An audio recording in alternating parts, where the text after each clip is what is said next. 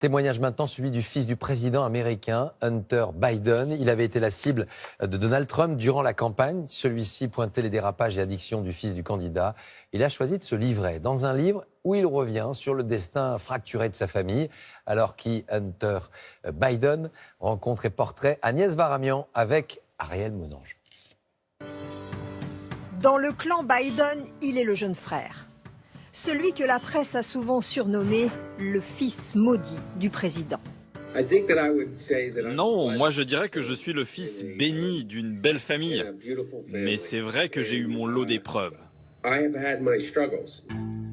Hunter Biden est celui qui ressemble sans doute le plus à son père et qui lui donne des cauchemars. Alcoolique, fumeur de crack depuis l'âge de 18 ans, il n'a rien épargné à sa famille. Je passais tout mon temps à quatre pattes, à fumer tout ce qui traînait et à prendre tout ce qui ressemblait à de la cocaïne. Pris en possession de drogue, sans travail, sans domicile, c'est la descente aux enfers. Son père, plutôt que de le cacher ou le répudier, va le chercher. Il ne m'a jamais laissé seul. Il a toujours été derrière moi pour ne pas me laisser tomber dans les abysses. Tout le temps là, à ma porte, à m'appeler, tout le temps à prendre des nouvelles. Un jour, il m'a littéralement pris entre ses mains, m'a serré et m'a dit « Je t'aime, j'ai besoin de toi. S'il te plaît, aide-moi à t'aider. »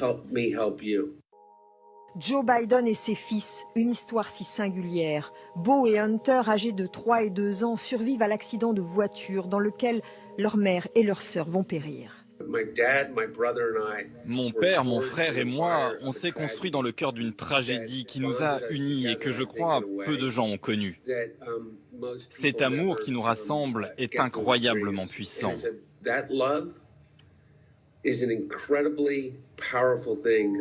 Des liens resserrés encore entre Hunter Biden et son père quand le grand frère meurt d'une tumeur au cerveau en 2015. Hunter, le maillon faible de la famille, que Donald Trump attaque pendant la campagne de 2020. Hunter a été renvoyé de l'armée, viré sans honneur pour avoir pris de la cocaïne. Avant ce face-à-face de candidats dans les coulisses, le père demande au fils ce qu'il doit répondre. Je lui ai dit, papa, nous ne sommes pas la seule famille aux États-Unis à vivre ce que nous traversons avec la drogue. Je n'ai pas honte de ça, papa. Je suis fier de ce que je suis devenu et de m'en être sorti. Hunter Biden est sobre et abstinent aujourd'hui. Il peint, vit en Californie. Son livre se nomme Les belles choses. Le père et le fils s'appellent 2 fois par jour. Il m'a appelé juste avant de monter dans l'avion.